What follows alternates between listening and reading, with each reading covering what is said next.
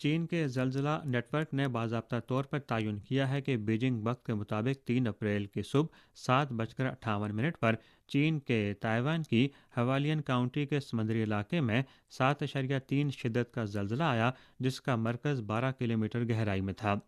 Taiwan کے صدر مقام شہر تائپے میں زلزلے کے شدید جھٹکے محسوس کیے گئے، جس کے بعد کچھ تیز رفتار ریل لائنوں کو معطل کر دیا گیا۔ چین کی وزارت قدرتی وسائل کے سونامی وارننگ سینٹر کے ایک جامع تجزیے کے مطابق زلزلے کے مرکز کے آس پاس کے علاقے میں سونامی کا خطرہ ہے، جس سے تائیوان کے ساحلی علاقوں پر تباہ کن اثرات کا خدشہ ہے۔ 3 اپریل کو تائیوان میں شدید زلزلہ محسوس کیا گیا۔ چین کی اسٹیٹ کونسل کے امور تائیوان دفتر کی ترجمان سو فنگ لن نے کہا کہ مین لینڈ کے متعلقہ محکمے انتہائی فکر مند ہیں اور اس آفت سے متاثر ہونے والے تائیوان کے ہم وطنوں کے ساتھ دلی ہمدردی کا اظہار کرتے ہیں،